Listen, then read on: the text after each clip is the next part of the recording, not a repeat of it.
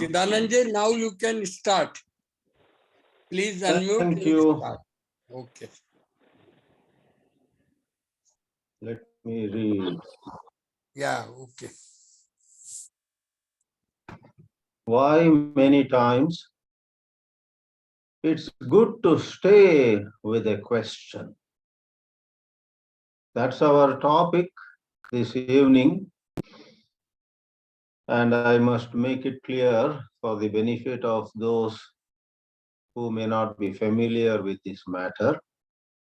Though most of you know the significance of the theme, why sometimes or why many times it is good to stay with a question. What does it mean? Generally, not only in our interaction with another person, but also when we are all by ourselves, some questions arise within us. And in both the contexts, there is a certain impatience in us to find out the answer, to insist on some reply from the other person or from our own mind. Sitting all alone on a bench in a beautiful park with a view of a pond, probably, something begins to bother us. Why did she say that? Why did I do that? Why did the British do that? Why did the Jewish people do this? Whatever. Our questions have no bounds. Our questions sometimes seek to get an answer from the private lives of some celebrities. Why did Diana and Prince Charles not get along well? We are very curious. So, one more dimension is, I already said, interpersonal interaction. It could be with a wonderful person like Krishnaji. I ask a question to Krishnaji and I'm very eager to get his answer. I've heard that a professor of IIT Madras in 1983 went to Vasant Vihar along with a few of his colleagues, and he not only asked a couple of questions to Krishnaji, with whom he got some private audience, but also said a lot of things. Perhaps he said more than asked a question. And Krishnaji very quietly listened to everything that the professor had to say. And that professor had read a lot, traveled a lot, seen a lot of the world apparently. But Krishnaji at the end said, Professor, the problem with you is you know too much. And Krishnaji did not answer any of his questions. So in that sense, there are three domains. One is we have a question coming up within ourselves. Nobody else is around me. And I ask, why is this so? Another is with somebody like me only. Both are ordinary people. And I ask her or him a question. Why did you do that? And I'm very eager. Sometimes we even emphatically say, don't go round and round. Tell me yes or no. Don't we? We are so angry. Tell me yes or no. I don't want explanations. I have asked you a question. Tell me yes or no. Life is full of such scenarios. And the third context, which I already mentioned, is when I get an opportunity to meet someone of a certain extraordinary intelligence, I ask her or him a question. In all the three domains or contexts, this evening's topic applies. The topic goes, many times it is good to stay with the question. So let's explore what is so special about staying with a question. We should not go about staying with a question just for the sake of staying with the question because we read about that somewhere. That will be idiotic, just for the sake of it. That would be idiotic imitation. It would be very superficial. So, what actually is involved in staying with a question? Ramana Maharshi once said, doubt the doubter. Doubt the doubter. And that saying by the sage of Arunachala, almost a contemporary of Krishnaji. As you know, Maharshi passed away in 1950 and Krishnaji dropped his body in 1986. So, what is this? Stay with the question, doubt the doubter. Without delaying further, I will share with you my 2 cents. I have personally found staying with the question very valuable, though I must confess, being a restless intellectual myself, attached to language, attached to words, attached to narrating something, attached to describing something, attached to putting something in and yet another way, and so on. Many of us have a weakness for playing with words. I must confess that 7 out of 10 times I do not stay with the question.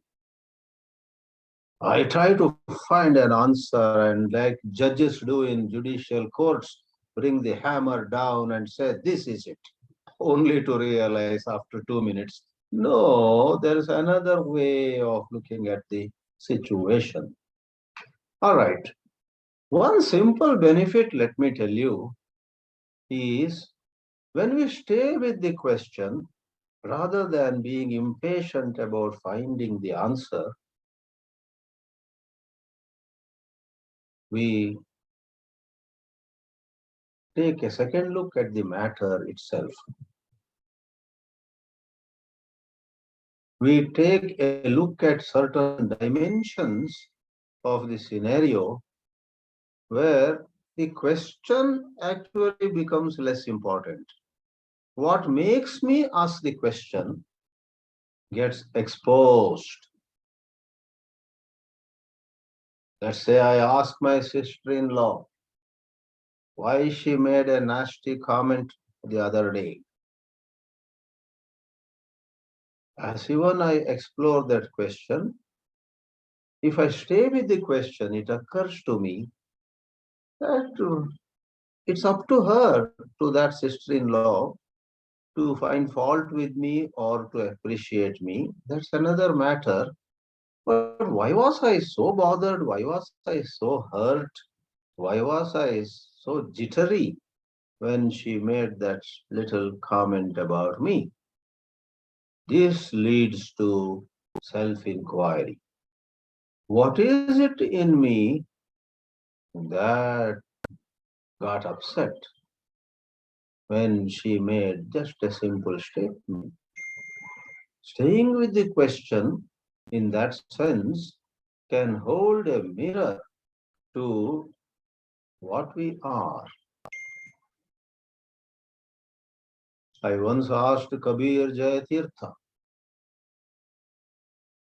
how do you summarize all the teachings of Krishnamurti, maybe in a single sentence? Without batting an eyelid, my good old friend, who unfortunately is not amidst us now, said to me, staying with what is, full stop.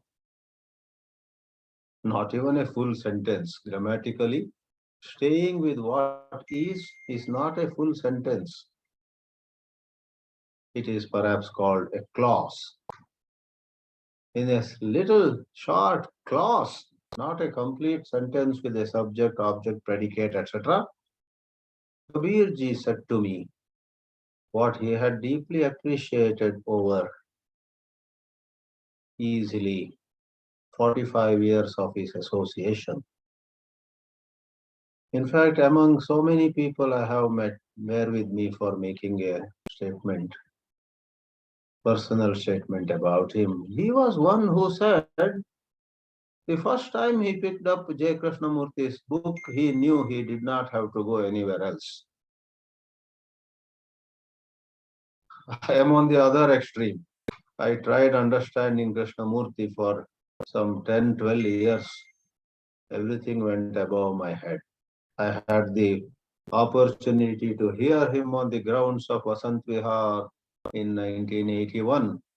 There also I did not understand what he was talking. After 10 to 12 years, after going heavily into Vedanta, heavily into Ramana Maharshi, and quite a bit into so many thinkers, one day everything fell in place. Then I have not looked back or looked left or right.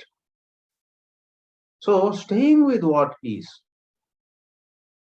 Let me tell you this, staying with the question helps us staying with what is. Somebody appreciated us, and right away, or the next day, or after a whole month, we remember how nice it was for him to say those good words about me. Aha. And then a question arises. I should go and ask him, did he really mean it or did he say it to please me? Some questions arise.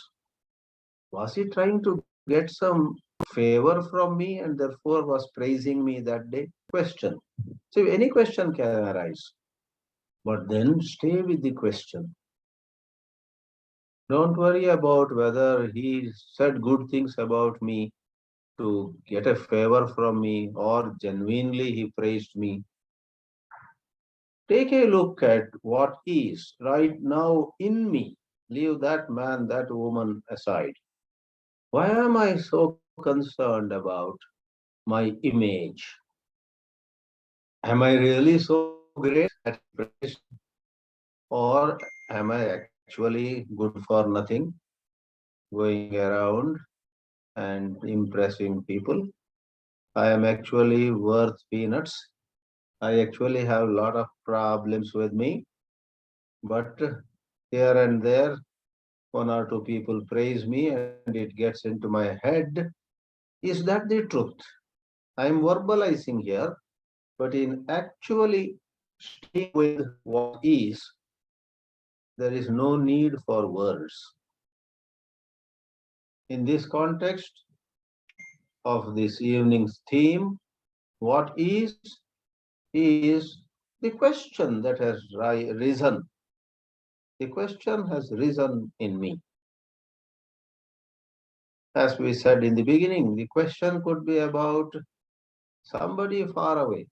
Why did that 22-year-old young man open fire on a crowd going in a procession or in America's Independence Day on July 4? What pleasure did he get by killing 6 people and wounding 25 others? What is his psychology? Some such question may arise. And I do not dismiss any value to pursuing that question. All of us have to pursue questions. Otherwise, life would not move. Tomorrow, your wife says, dear, why is the tap not working? Don't tell her. Stay with the question. Don't ask me that question once more. Let us stay with the question, why is the tap not working? Why are the lights not turning on? Why is the induction cooker not operating? Wife will show you the door. You know, over there, you have to you have to say, dear, let me find out. Go to the tap and see why it's not giving water. Go to the induction cooker, why it is not heating. Not only in such functional areas, even in psychological domains, sometimes we need to pursue a question. Therefore, the topic carefully uses the word why. Many times it is good to stay with the question. When you stay with the question, there is all the possibility of going deeper into the psychological content. For the question is not a mere question. The question that arises in our bosom carries with it so many emotions, many feelings.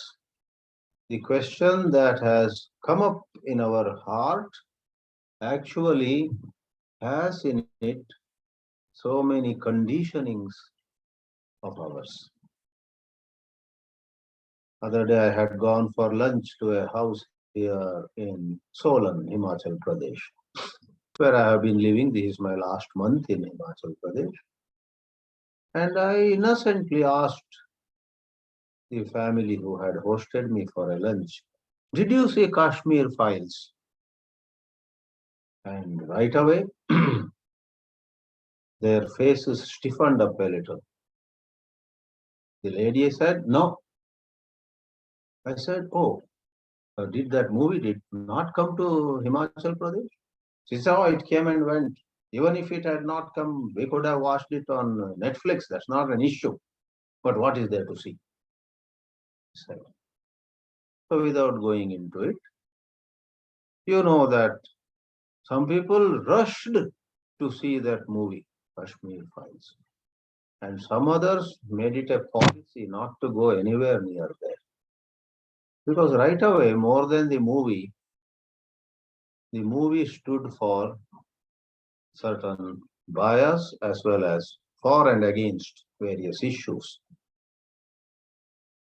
I'm not here to analyze or talk about Kashmir Files, but point is anything and everything in the psychological domain, not induction cooker not working or tap not giving water, that is all very functional. But a whole lot of issues, why we watch a movie, why we do not go to a program, why I do not wish to attend a function, and why I am very eager to be invited to some other function. These carry, if you examine carefully, certain emotions, certain bias for or against certain issues, and finally, as in Hindi they say, "Ghoom fir ke," going round and round, it exposes the structure of the self in us. Doubt the doubter, when Ramana said, the doubter who may have a doubt about anything is not a simple entity. The doubter is a complex structure. I doubt whether there really is heaven or it is just an imagination, heaven and hell. I doubt whether there is justice on the earth or it is all merely unfair, unjust, foul. Like mosquitoes, we are born, and like mosquitoes, we die. To look for something fair, something just, something orderly is itself meaningless. Somebody may have that opinion. So we have a doubt. When we have a doubt, there is a doubter. Who? I am the doubter. I have a doubt. Who am I? That question, who am I? In the teachings of Krishnaji, the question is better summarized as what am I? What am I? Because rather than who am I, which simply asks for an identity, what am I actually asks for certain details of the structure of the self. So when we stay with the question, the attention shifts from external details which we sought initially. We sought to know the external details. It shifts from those external details to certain inner programming that has gone into the doubter, the questioner, the person who has raised the question, the context, who are involved in the whole scenario, and what actually happened right now or a few days ago. All that recedes to less significance. The bias, the conditionings in me take the important place. And don't we want to see it? Don't we want to be aware of it? Don't we want to notice in all its nakedness the structure of the self?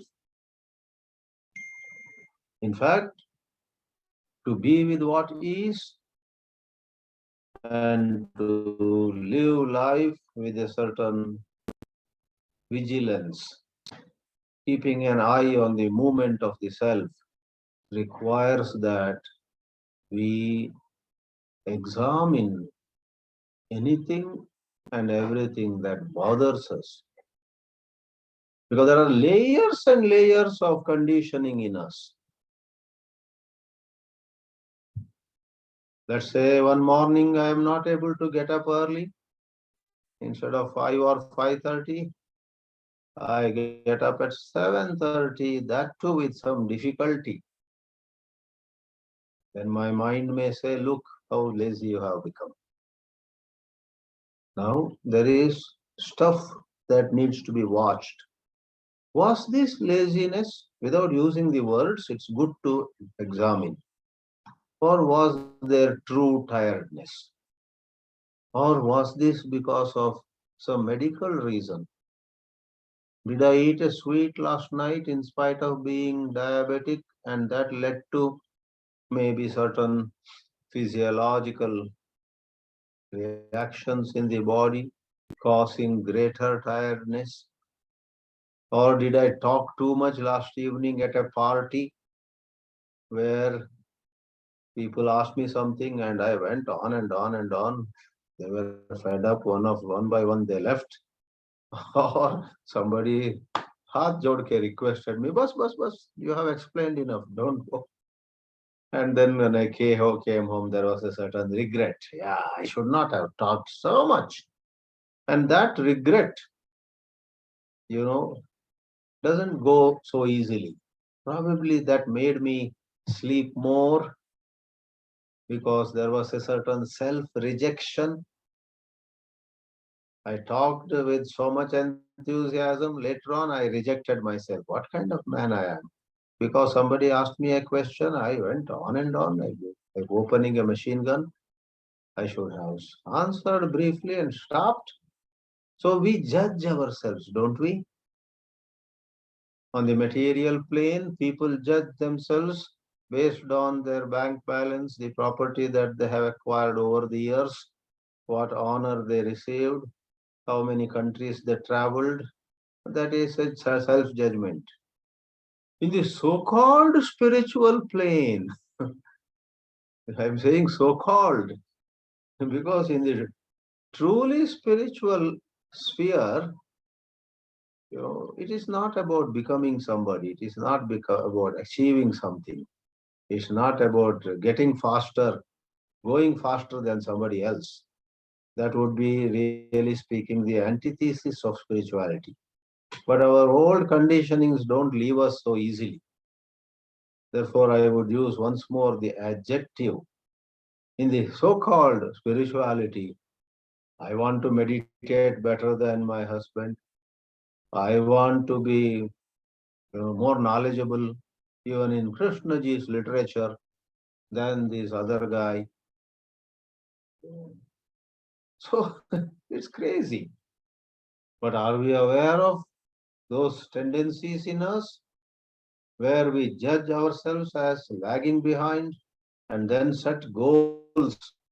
Give me a month, I will be smarter than how I am now. Give me 6 months, I am going to be so much better than before. All this junk, this is what the society which we ourselves have built makes us. It conditions us in this way. As a speaker and some sort of a little bit of a writer, I have often encountered people who ask me, "Oh, you speak on Vedanta, on Krishnamurti also? Sir, how many books have you written?" And that question, for speakers, writers, etc., it's no different from asking a businessman, "What is the turnover of your company? And how much profit have you made?" And so on. The society judges us, and we are no different from the society. We judge ourselves. We place ourselves on a scale of 10 at 7 or 8 at times, or at 2 or 3 at other. When we place ourselves on 7 or 8 on a scale of 10, we feel shabash, we pat ourselves on the back. And another day, this mind of ours, this thought movement in us, places us on 2 or 3, if not a negative figure. I guess the scale has a negative side also. I am such a sinner. I am a burden on the earth. I have only exploited people. I have never served anybody. I have never done anything good to anyone. I have only utilized them. I am a highly utilitarian person. Use and throw. I use a pen and throw. I use a pencil and throw. I use people and throw them. Oh, don't we sometimes feel so low about ourselves that we have lived a very selfish life? Friends, bear with me for these different kinds of examples. I am trying to say, when we stay with the question, we get an opportunity, a golden opportunity to notice this movement of thought, which especially can hurt us or make us feel on cloud nine through judgments. Thought creates certain identity, certain identification. Thought puts a label on us. You are this. I feel I am this in whatever way.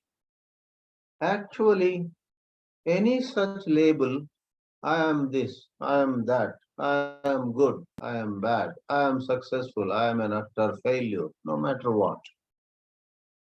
Any label actually is questionable. And what is more, the label may have a grain of truth in it in a certain context, but that truth applicable to a little specific context gets stretched beyond limits. I went on the stage and tried to sing a song and messed it up. It is true, I did not sing well. But that is, I was there on the stage for 5 minutes and then I came down much disturbed within me. Oh, I forgot the lines and I should not have gone up the stage at all, etc. That whole thing was for 5 minutes.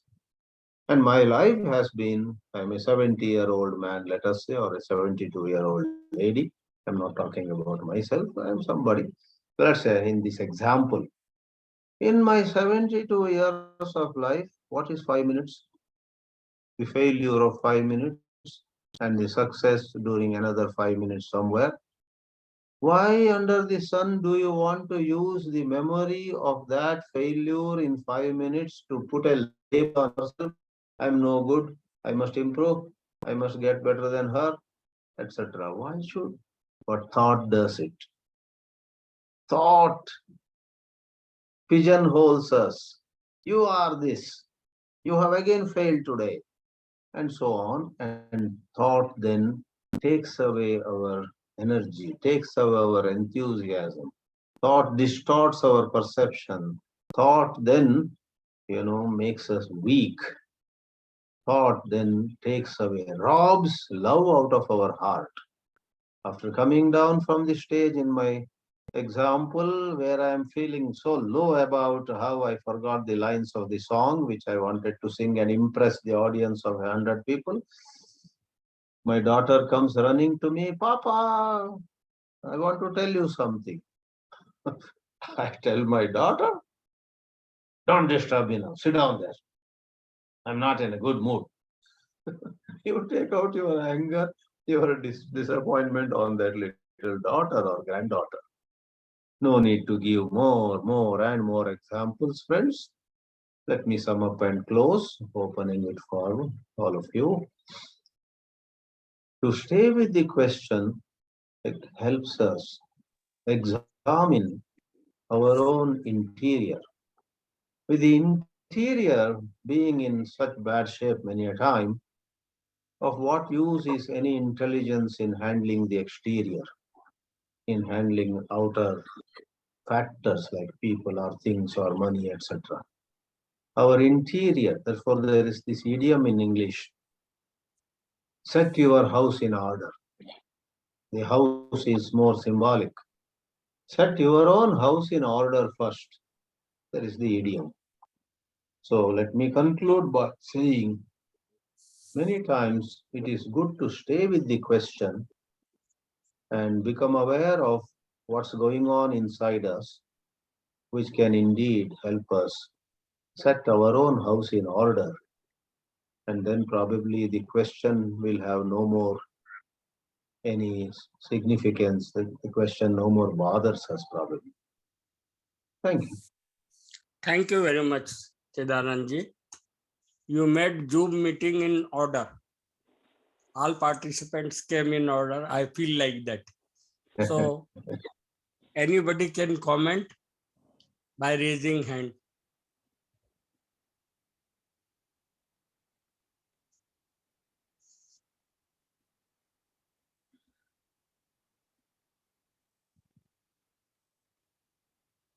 Of course, raise the hand first and then Sushil ji will say, go ahead. Then you have to unmute your microphone, as all of you know.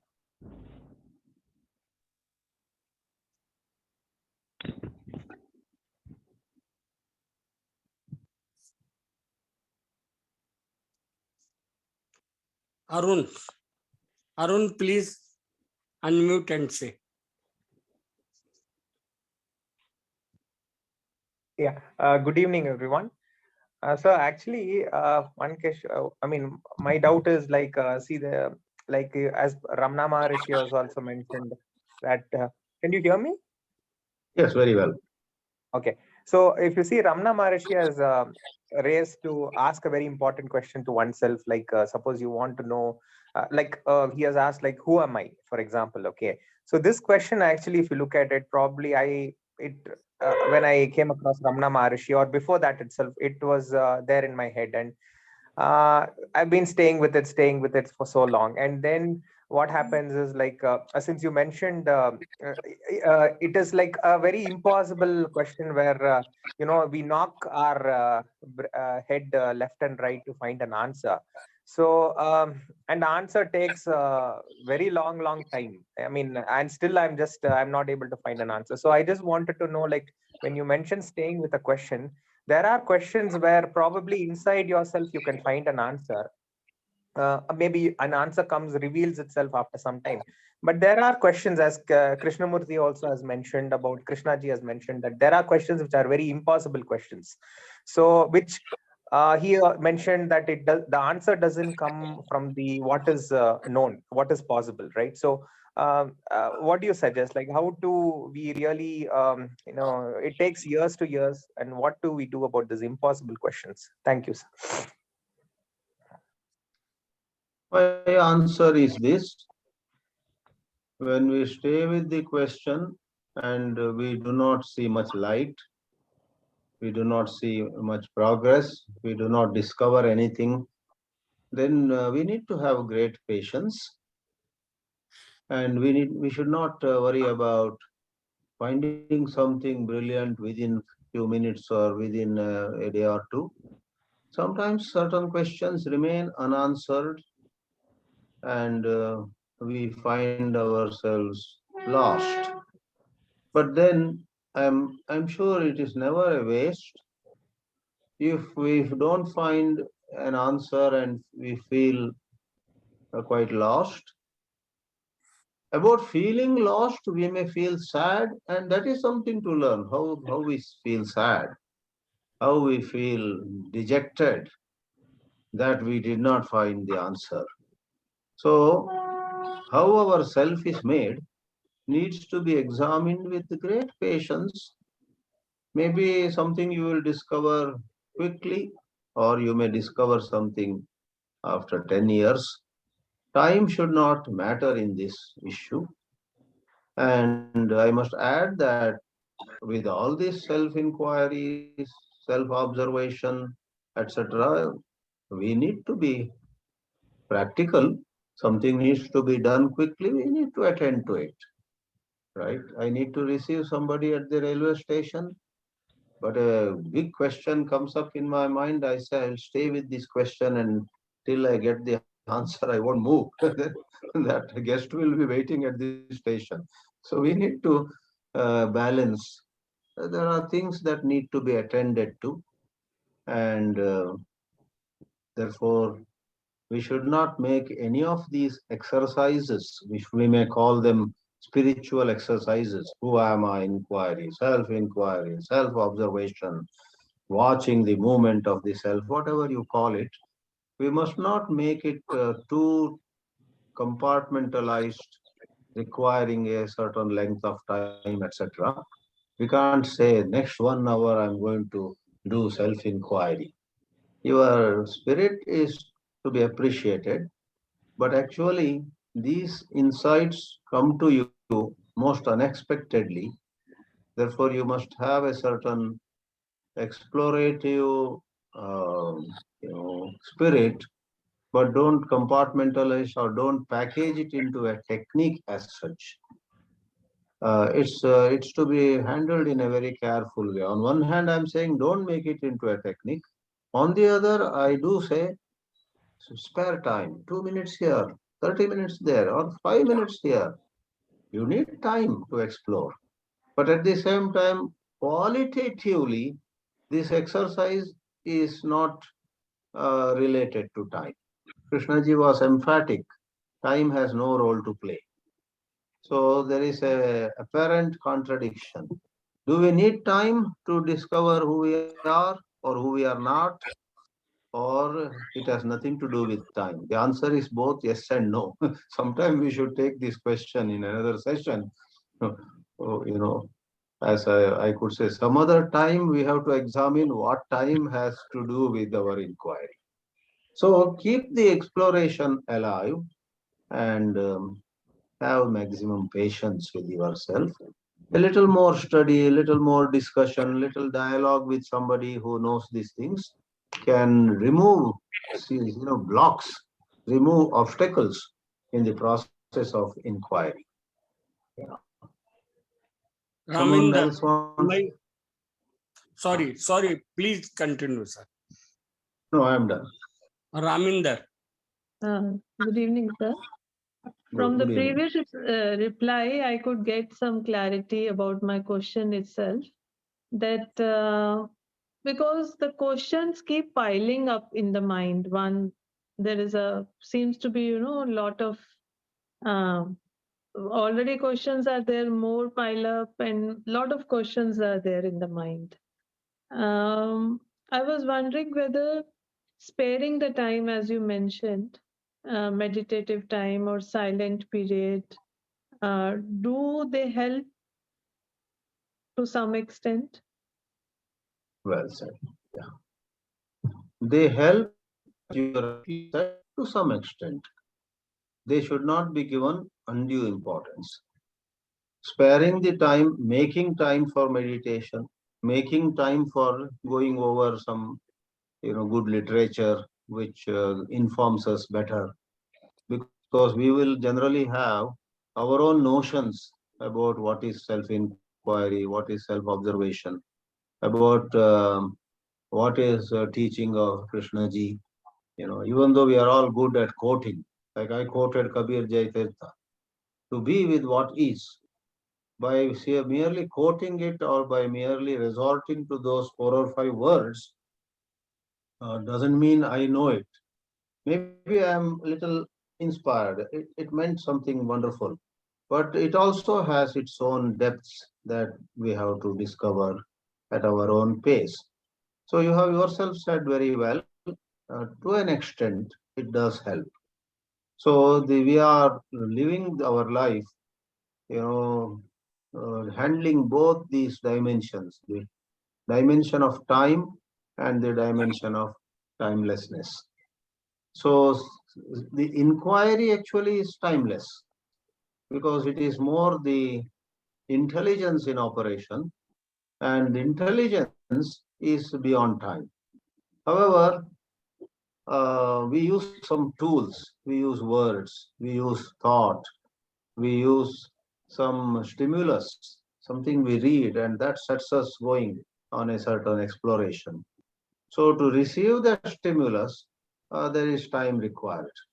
Someone who is a wonderful speaker has come to our town, and we say, let's go. So 2, 3 friends get together, go in a car, go to some hall where that lady speaks. So we listen to that lady. So isn't it true that in order to go and listen to that lady who is a good speaker, let's say, we had to organize vehicle, time, etc. And to put it in a little humorous way, maybe in her half-an-hour talk, she hammers down the point that investigation into psychological domain has nothing to do with time. Then you and I will be sitting in the audience. But it took time for us to come to this hall, madam. You know. So apart from the humor, both are part of the game. It took time for us to go to that hall through the traffic jam of the town, etc. And we took some seats there and then listened. So the dimension of time, energy, effort, facilitating, all of them cannot be totally dismissed. So I approve your expression to an extent. Therefore, you and I make time. It's like asking, does love require time? Expression of love. So I want to show my love to my granddaughter. And I plan. When she comes home from her school, I am the grandfather sitting on an easy chair, the rocking chair. Okay, today when my granddaughter comes, I will get up and go near her and ask, how was your school today? But finally, when she actually comes, she is not in the mood to meet me at all. Even as I approach her, she slips through and goes into some other room. I must be ready for it. So meditation is like that. We may plan some window of time for meditation, but like the granddaughter who did not cooperate at all, at that particular 20 minutes I kept for meditation, my mind may go haywire, but we should have patience. Like I said in the earlier question also, we must have the patience. All right, my plan did not work out. And then later on, to end the answer, without any planning, you know, you were actually in the garden. Granddaughter comes running to you. Grandpa, I have a question for you, she asks. Then you say, oh, and you, without planning, you interact with her and explain to her something with great patience. She feels loved, and you also feel I expressed my love to her. In meditation, also, it happens like that. I'm fond of saying that sometimes we may get some wonderful meditative insight under the shower, not in a meditation room or some beautiful place with an incense burning, etc. But under the shower, as water is falling upon our head, it may suddenly occur to us, yeah, really, no effort is needed for feeling free. Freedom doesn't require effort. Something like that may dawn upon us in unexpected context. Therefore, we must continue with whatever maturity we have to facilitate a certain inquiry, but keep it all tentative. If it works, good. If it doesn't work, let's learn to smile at ourselves. Harishji, please unmute and say.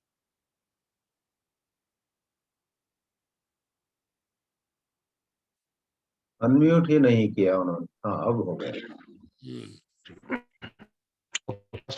Namaskar to Ramiji. It is nice to see you after some time. And all other friends. Now, not exactly a question, but Swamiji's words triggered some thoughts and sharing with friends. To me, that there are kinds of states. Ask questions, which of course is verbal.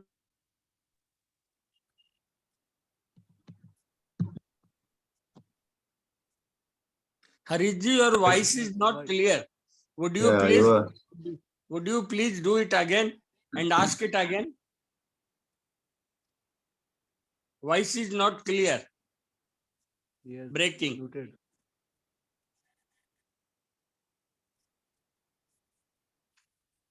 Please rejoin and say.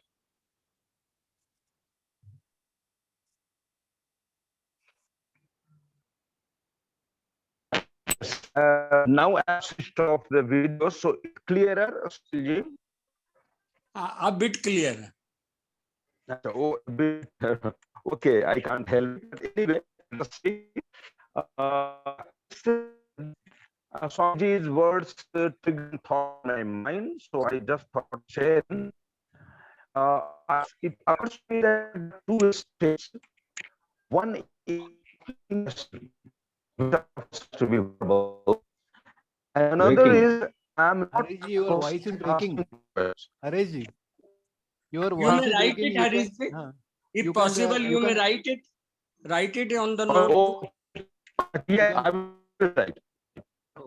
Please write it so that Swamiji can read and answer. Meantime, somebody else wanted to say something. Please raise hand.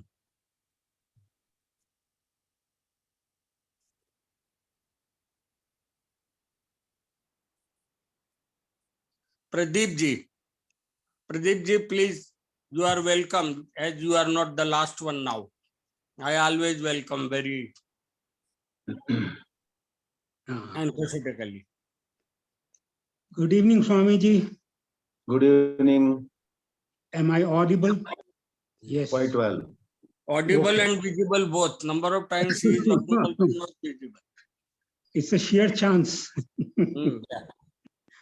Yeah. Stay is the key word. Few comments. Stay is the key word to look into the question with full attention that will ultimately reveal its secrets. Stillness of mind receives everything as it is. Now the question is, who stays with what? Each question can be seen at least as one wave in consciousness. Is it a temporary separation of observer and the observed, which when reconciled becomes still? This is a model that came to my mind, it's reading all these things, imagining logic and all that, this model comes to my mind. Anyway, the question is whether the question is worldly or out of the world, that is metaphysical. It relates to me always in all the three domains. Even mechanical problems like tap not working demands an attentive mind to stay with the problem. So it's not that that only in certain psychological unknown domains this works. Staying with the problem works in almost all the conditions. Everything gets solved once you stay with that. That is my experience. Thank you very much for giving me time. Thank you. Thank you for that input. Raminder, once again, please unmute and say. You are Sir, welcome. as I'm going through the JK's videos, I feel very good and I feel like listening more and more. So I wonder whether such sort of listening helps in any way, because it's not inquiry as such, but I feel like listening to JK. It gives me some sort of solace and something feels good by listening to him, the videos.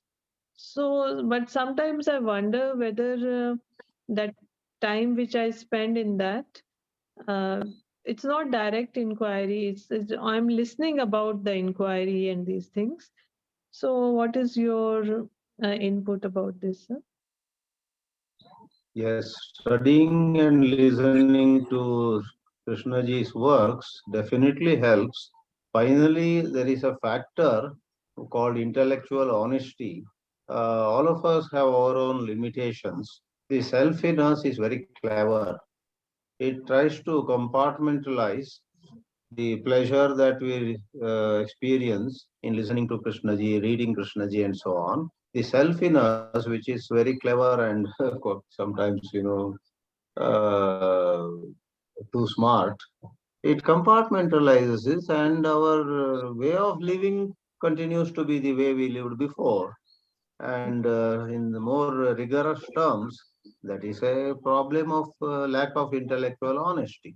If we have really appreciated something and we are truly honest, then the way we spend the other hours of the day should change a little bit at least.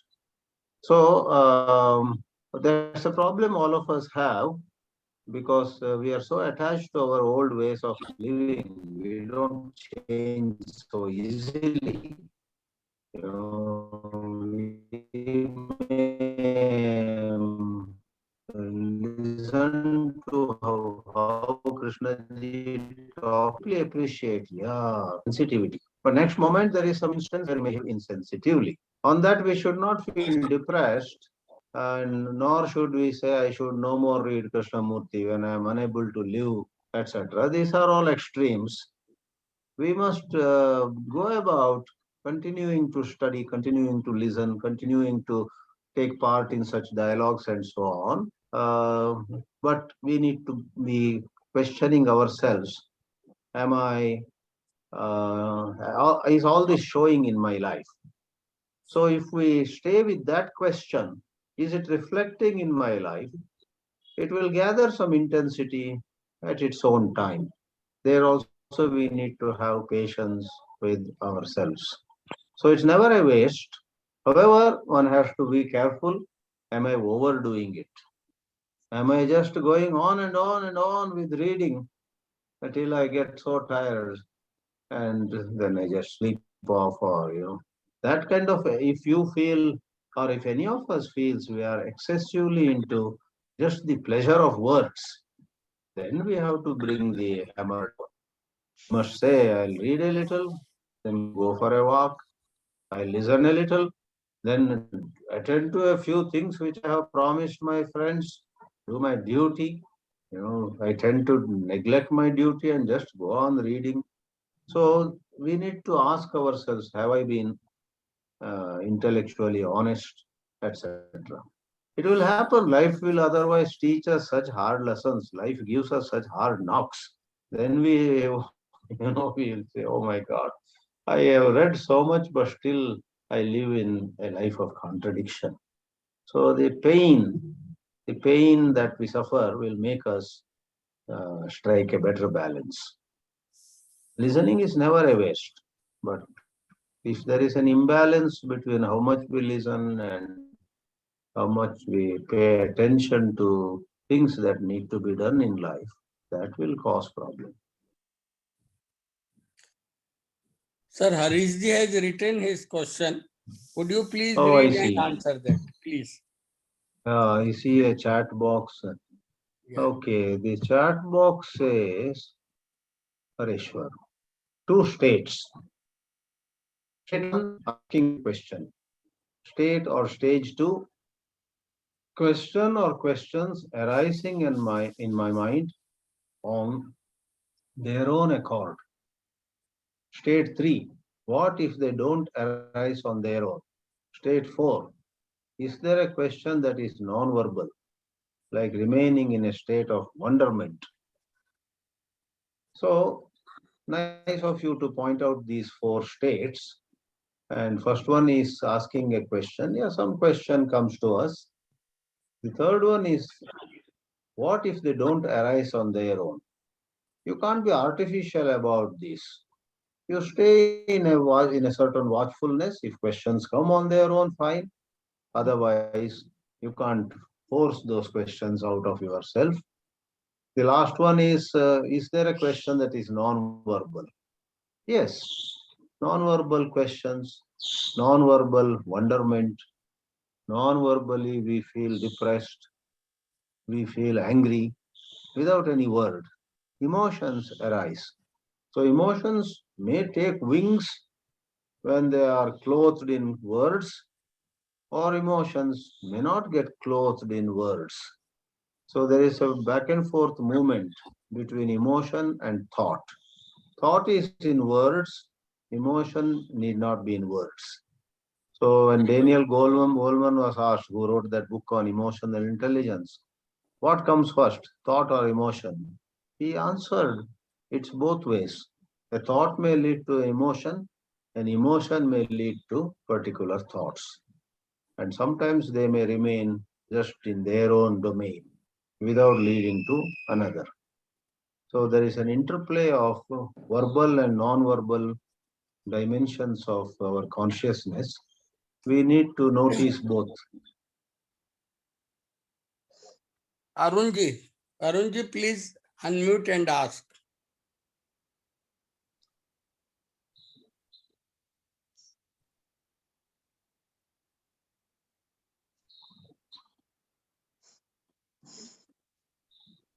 It's muted. Oh, I see. His But mic he, is muted.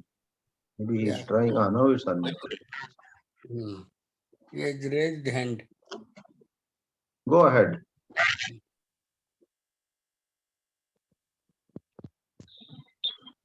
Stop. I'm sorry. Hello? Hello? You wrongly held hand? Yeah, Wrongly? it just pressed off by mistake. Yeah, I just Oh. was about to lower it. Sorry. Yeah, okay. I was reading the Okay. chat that time. Sorry. Okay. Would Shakti, you want to say something at this point?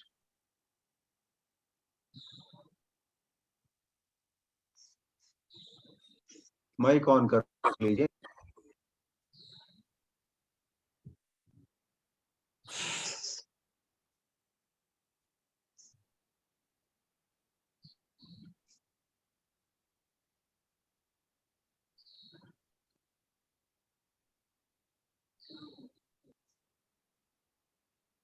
Yes sir, आवाज आ रही है मेरी? हाँ, yes. अच्छी तरह. हाँ जी, बोल, कुछ ये, बोलिए. हाँ,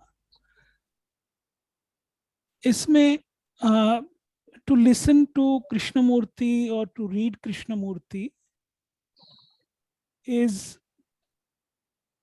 I found it very engaging. When I started reading Krishnamurti, it was like whenever I read him,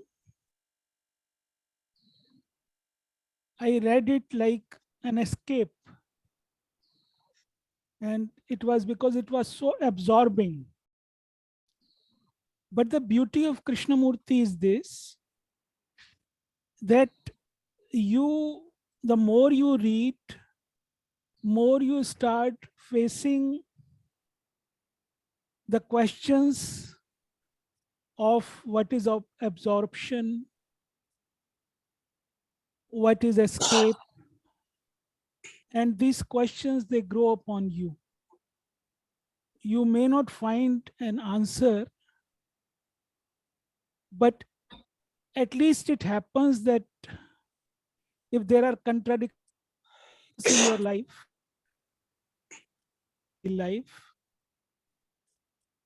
it is impossible to not notice them. So Krishnamurti, reading Krishnamurti, like Harshadji sometimes says that if one goes through a certain experience of silence and attention, it is not important to read Krishnamurti. But I found personally, even if my life has not changed, but reading Krishnamurti and listening to Krishnamurti is something very important for me, at least, because it is like a very strong wind and there is a deepak, you see a lamp, and these books and his discourse has been to reignite that thing again and again. So of course it depends on anybody else whether they like to read it. Many years ago, Satish Inamdarji raised a very interesting topic, that is studying Krishnamurti a creative thing? So that is, one has to answer it to oneself.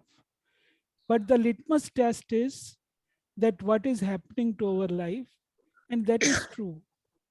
That is true. But Krishnamurti keeps knocking at our doors, and he is very patient. He is very patient and very loving. Thank you, sir.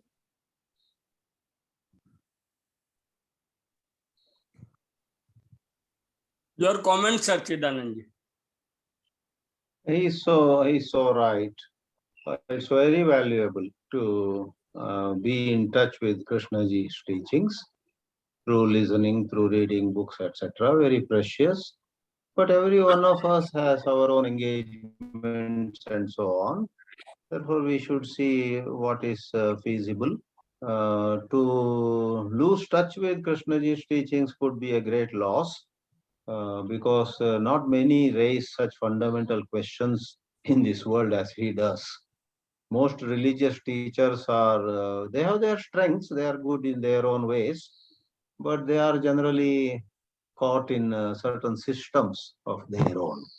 They have some standard concepts, standard rituals, standard, programs, going over some shlokas, telling the meanings of shlokas, etc. They do that quite well, but Krishnamurti has this very unique position that he actually prompts you to go very deep into yourself, become so self-aware. So Krishnamurti, Nisargadatta, Ramana Maharshi, etc., they are indeed on a very lofty plane.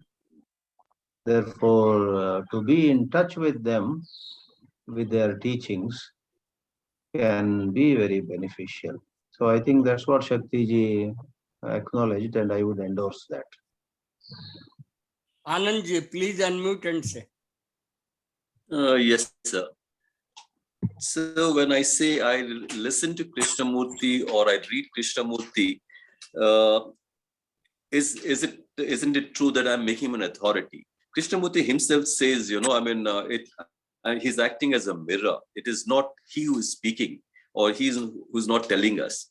So that is one. And second thing, I'm putting another point of view, my point of view, that reading Krishnamurti may not, or reading Krishnamurti or looking myself into the mirror might not have changed the way I wanted to change, but it has brought about some little bit of change. Might not be very dramatic change, but there is a change. There is a change. Even otherwise, every day we are changing. So probably I'm not very happy the little change which takes place. That is where the problem may arise. And the other thing is, it is by conditioning that, somebody puts a question, I need to immediately answer. And the faster I am, the better appreciation, I get better marks, and I'm called a smart child or a stupid child. They have never told us to remain with a question. It was never done to us. They put a question and they say, okay, remain with the question. They've never told us that. The moment they put a question, I have to immediately reply. So that is my conditioning. Now here comes a person who says, remain with the question. Now, how do I understand that is a question, sir? When he says to remain with it, can I drop my background, all my knowledge, my biases and prejudices, and just listen, remain with that, with the question? Here again, if I'm looking for an answer, if I say I really don't know, if I really mean that I really don't know, many times it happens. When I say I don't know what it is, there's an answer. I get an answer. But that is quite a challenge to say I really don't know. Because my conditioning again, it says I know everything. I am well read. So I never say I don't know. There is another problem which arises when I look at this over.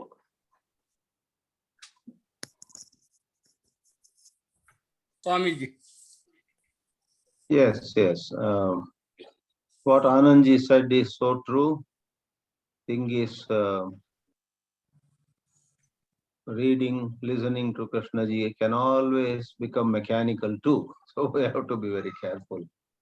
It may bring about a little change in us, but then very soon the clever self in us finds its own ways to just learn the words, learn the phrases, to learn the statements, and protect itself from anything making a change in oneself. I guess he expressed some reservation about this whole matter of being in touch with Krishnamurti can end up as not being really so good because we make an authority. That's how we began. Once we make someone an authority, then it's like somebody made Mahatma Gandhi, MK Gandhi, such a holy man, and then next day he said, I am not Gandhi, so I will drink, I will smoke. I am not Gandhi. So Gandhi was holy on the platform so that I can do whatever I can, I have been doing. So authority has that issue. Once we make someone authority, we build a space between that person and ourselves. We continue the way we are, and the authority is worshipped and given all due respect. So I agree with Anandji that there is this danger. One has to carefully notice whether that is happening with us. Pradeep Verma. Yes, sir. Audible? Audible, sir? Okay. Is it audible? Okay. It is. Anandji, okay. Anandji just raised the question of authority. It depends on me. Why do I read and listen to JK, and for that matter, to any celebrity, any saint, any sage? It may be a shared harmony between two friends. There is no question of authority here. You see how I started reading JK. It was just, certainly when the questions meet, when you see the honesty in the author, the same if you have in you, then there is a harmony, and similar questions are being raised and answered to the best of their capabilities. You read and listen to those people. So it's not that always we make them authority. No. In fact, the moment you make them authority, you are finished completely. So that's why he said very plainly that if you make someone a guru, then both are destroyed in the process. So this is a fact. So the best thing is harmonizing. Harmonizing is the best thing. And JK is just like you are talking to the life. Forget about the personality, what he had, how he came to that and all that. Forget about that. It's life talking to you. In me, similar things happening. So then you get attached to life, not to JK or not to myself or my image about it. Thank you very much. Thank you very much, Verma-ji. Sir has to leave at 7:20. So Dinesh Waghmare has taken your turn. He will be the last one. It's okay, fine. Dinesh ji, Are you please. able to listen to me? Yeah, we Are are you able. able to listen to me, sir? Very Yeah, well. yeah. Yes. I would also like to express my views on the today's chapter. In my views, there are two important things in this. One is the nature of question, and another is how I am related to it. When I say nature of question, means is it related to worldly affairs, and from which sphere of my psyche the question is arising? Is it coming from intellect? Is it coming from emotions? Is it coming from feelings? Or the question is further deeper. So this is first point. Another is how I am related to. Suppose it is related to worldly affairs, then I have to. There is no opinion that one has to pursue the question and he has to get it solved as early as possible. We normally generally the statement that there is no authority and all that. But in all the other fields, like if the question is not deeper of spiritual nature or coming from the deeper emotions or feelings issue, then in every other field, authority is available. One should, if he cannot solve the problem, then he should get the help of authority. Say in the case of worldly affairs, he should get the expert's opinion and he should get it sorted.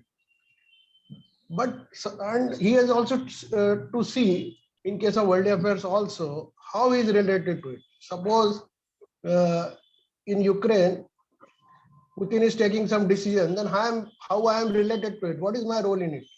Am I wasting my time and energy on the unnecessary thinking on it? That one has to see. If it is coming from, say, intellectual, then one has to also understand that every man has got his own urges from the different spheres. Like intellect, he has got some urges and demands and needs of intellect. There are some needs of from the emotional sphere. There are some needs from the feeling sphere. So in case of intellect also, it is very easy to get the help of authority and get it sorted, and with the also to sort it out, considering how he is related to it. But when it comes to emotions and feelings and deeper spiritual issues, then one may has to help himself and he has to remain with the questions. And as Krishnamurti said, that in this particular three spheres, he has to go on his own and he has to find his own way. So in this field, there is no authority. But yes, JK has given some pointers, other gurus and other saints have given some pointers. So he should remain, he should try to understand them, try to get help from them. And ultimately, he has to find out his own way. Waghmare, if you want answer from Chidanandji, let him answer it because he has to leave within a minute. Sir. Okay, So these please, are my views. Chidanandji may yes. I got it. on this. I got it. Thank you. Thank you. Swamiji, would you like to say for a minute? I will just, I think Waghmare highlighted that there are different levels and different conditionings in every individual. So everyone has to notice, no two people are alike in that sense. So he pointed out, if I understood rightly, some diversity among all of us. I very much agree with him. That's how we are asked actually not to imitate anybody because we have our own conditionings. So better we see our own house in disorder. Our house in disorder may not be the same as another house in disorder. So that diversity, I guess he pointed out, I very much appreciate it. Thank you, Chidanandji. Now you can go. You can leave it. Thank you. Yes. Thank you. My Thank you. point is only this, that one should not become authority himself. Let other be authority or no authority, it hardly matters. But if you become authority, you don't understand what others say. What do you mean by authority, sir? Sir, we are finishing it. We are finishing it at 7:20. Still we are having 9 minutes time, sir. Sir, we are having 9 minutes time. Up to 7:30. If you wanted to speak for 9 minutes, let us give 4.5 minutes to Anandji and then 4.5 minutes to you. If you wanted. I Okay, just first 4.5 minutes to Anandji. No, Anandji, sir. 5 minutes Anandji 4.5 and 5 minutes, 5 minutes to you. And just check. Okay. What I said was simple. You should not become authority. That is what I said. Don't ask what authority is. I just asked what is the meaning of authority to you, sir? No, for me, you need not. I am authority, no authority. What I mean by authority, I hardly matters to me. Just I said. Why can't you remain with the question? Why do you escape, sir?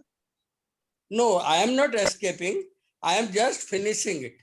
I am a coordinator and doing coordinating it simply. Okay. If you wanted to have some dialogue with me, you can bring me after this. I can have. Anand sir, please continue. Thank you. Anand Yes, sir, sir. please. Yes. Don't coordinate. So the question is, am I aware that I have made someone an authority? If I really deeply look into it, my conditioning is to obey the authority. That's my conditioning. Whether it's my father, whether it's teacher, whether it's a principal or a leader, whoever it is, that is my conditioning. And also the so-called religious leaders. I may say I'm not influenced by him, I have not made him an authority, but I need to look deeply and see whether I have made him an authority. That is very essential. Now, again, without authority, I feel lost. Again, because that's my conditioning. That's what I've been taught. That's what I believe. That's what I live by. So when someone comes and tells me that don't make him an authority, it is quite a challenge. So we seriously need to look into it. Whether I made him, because, to know oneself, like how much do I know myself after I started reading Krishnamurti is another question I would like to put to myself. I may say I've changed a little bit here and there, but have I really, even if I take it for, say, today, how much time I spent on myself to understand what was happening in me? How much time I've given to that? And Krishnamurti says, he has also said that. So when I say whether I change or don't change, I need to look at all these things. Do I really look into myself to find out what I am? Over, sir. Can I reply, sir? Can I just go ahead? Yeah, you replied. Sir, take your own. If we open our eyes. You are author of your sorrow. Please. Yeah. Everybody is author of his sorrow.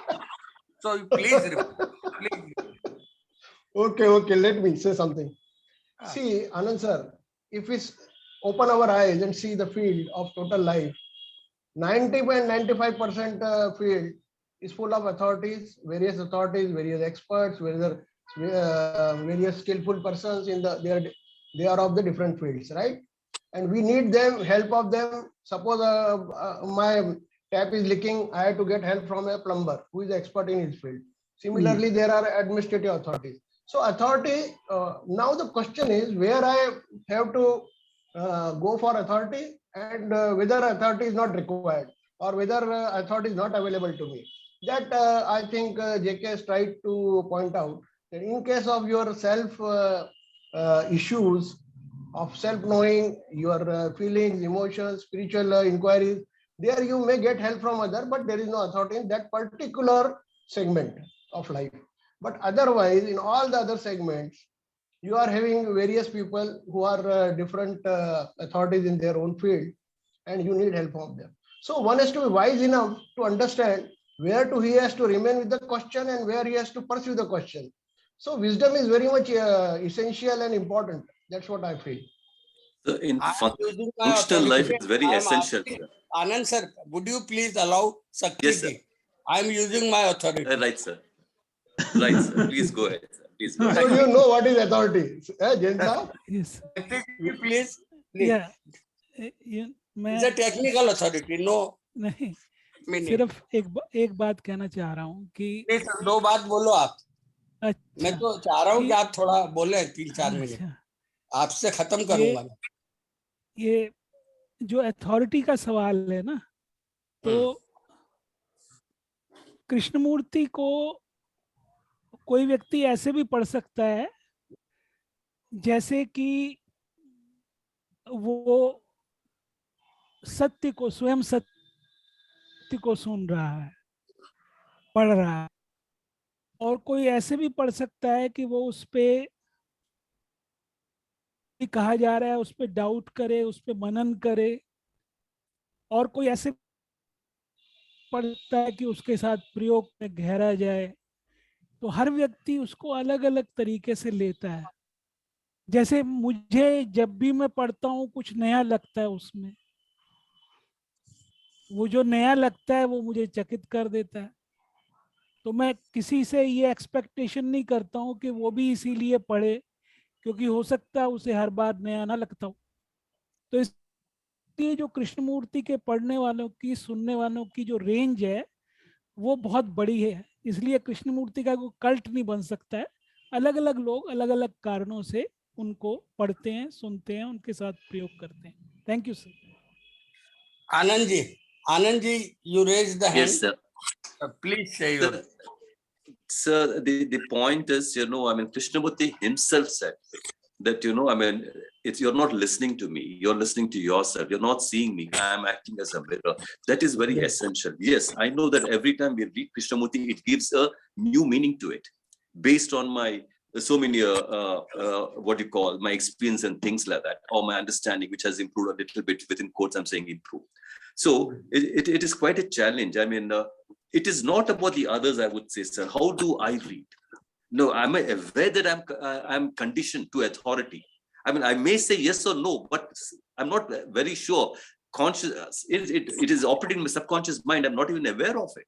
The moment I see a person who's powerful, immediately, I mean, I give a lot of respect to him. So though I may speak against him, but at the moment I see him, there's a fear. And that is operating in my background, which I'm not even aware of. So that is what I need to look at it, authority. And authority, K has said, I mean, the moment I make him an authority, I mean, again, it's back to, I mean, the disciple or the guru or whatever it is. It becomes another problem. So again, I say, I don't know, he knows or whatever it is. So I rely upon him and I make him an authority. That becomes a problem. I need to look at it. That is all there is, sir. Pradeep ji, would you please end it? Because No, you have, you end it it because I wanted to listen you at last. because ultimately, you see the smile on Waghmare, a beautiful smile is You are coming not there, seeing, and you are not seeing my smile, Vermaji sir. Hmm? all the time I am smiling and looking into myself only. Yeah. That's right. That is right. That is absolutely correct. Everything comes back to me only. Yes. This is the start as well as the end. Yes, Thank you very much. Thank you, Vermaji. Thank you. Right, sir. Thanks, Vermaji. So now the smiles and miles all are finished. So please end. Please end. This Sir, is Vermaji has already smile told is you have to eternal. talk. You have to go to yourself and ask. Yes, sir. What is the status? All is well that ends well. Waghmare wanted to say something. Let him add it. Please. Please, Waghmare, No, you have to say one point. Sir, Vermaji has already confirmed that one has to go to himself and see his status, whether he is happy or whatever it is. Right. No, you are author of your sorrow. Please see it.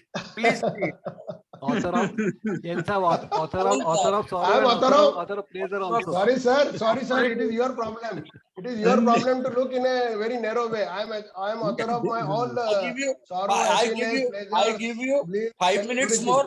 Do you want to have 5 minutes more to say Yes, that definitely, you are not writing your sorrow? So you don't want that So, to sir, listen, sir, I am writing. Waghmare, do you want that? You don't want to listen Kingmaker, Modak? Please be with. Please be with.